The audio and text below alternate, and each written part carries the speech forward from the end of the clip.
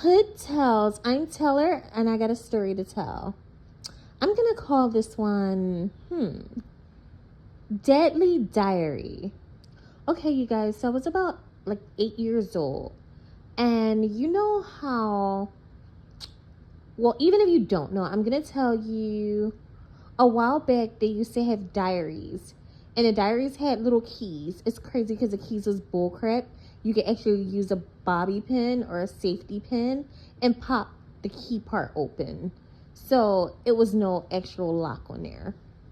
They just made you feel like it was a lock so that you tell all your dirty little secrets inside of the book and write them down and think that they're safe. So my sister had a diary, and when I tell you the diary got juicy, the diary got juicy. From sexapades to skipping school, to who she liked, to what she was doing, to the lies she told. Let me tell you, FYI, I would actually never, ever write something down in a diary. You know the code. We dying with those secrets. But anyway, so she's writing all her little stories in there. I'm not gonna lie, I was curious to see what's in there.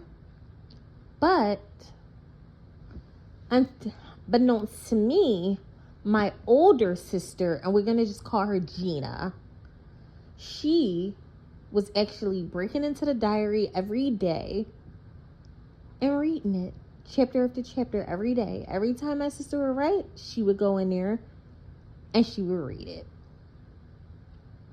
Now, I found that out months later when she had mentioned something to my mom, and my mom actually went off on my sister. And this is the sister that's older than me but younger than Gina. So we're just going to call her Vi. Now, Vi would have never known Gina was going into the diary reading it until my mom got pissed about something that was said in there and called her on it. So now, instead of her not writing in a diary anymore, tossing a diary, trashing it, oh no, she goes and keeps writing even worse stuff, but now she calls herself hiding the diary. So me, I was always a curious little one.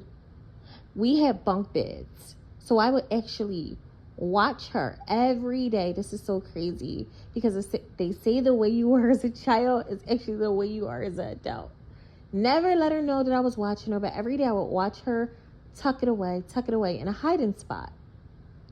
Now, to my knowledge, I don't know whether Gina actually ever found it again, but I sure enough knew where it was at, and I was waiting for the right moment to be able to go in there, unlock it, read all of her stuff, and then put it back in her hiding spot.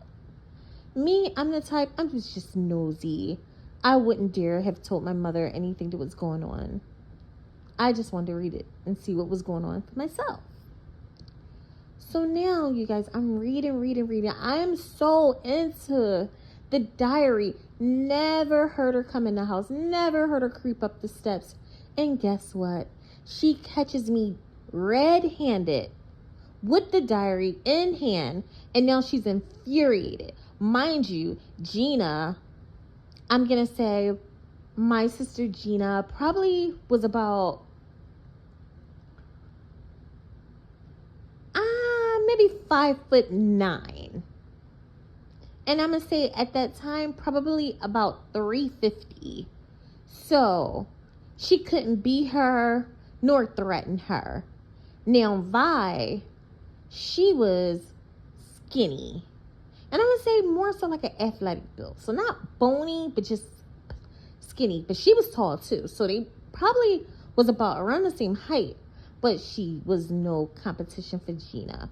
So therefore, when Gina told my mama she knew it was her, she just had to kind of eat that. Because she didn't want to fight her. So she just chose to hide it. With me, oh, she came storming in, climbing up the little stairs, if you know how bunk beds are. And me and her tussling, and she punches me off of the bunk bed. I fall off the bunk bed and was knocked unconscious. Now my mom hears the commotion. She's running upstairs. She sees me knocked out. So now, before she know it, she's calling 911. 911 is coming. I don't know whether I came to at that point or not, but I hear my mom screaming, saying, "You killed her, and I'm gonna whoop you already know how black mothers talk."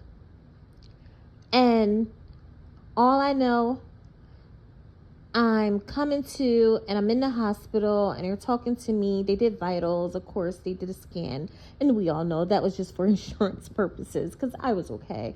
But they were just asking me, what do I remember, and how do I feel, and all this stuff. My mom was scared, and I think they were trying to call Child Protective Services, even though my sister, she was in her teenage, but you know, she never beat on me or anything, but I guess just as precaution, they have to have those people come in and talk to you and question you. Needless to say, my sister got handled when my mom came home, but I shouldn't have been in her diary. No, I was wrong. But I think she was just so angry, and not really angry at me, yeah, but more so angry because the other person that she know was causing the trouble, she couldn't beat. So she chose to try to make an example out of me and took it too far. The moral of this story is stay out of people's stuff. Because they don't play when it comes to their stuff. But yeah, that was a little crazy story that happened, childhood story actually, that I never forgot, and we always talk about. Like, do you remember the time where she almost killed me because I was going through her diary? And now we can laugh about it, but at that time it was very serious, and the situation was serious in the household. So that's just another story time that I named Deadly Diary. Stay tuned for another story, you guys.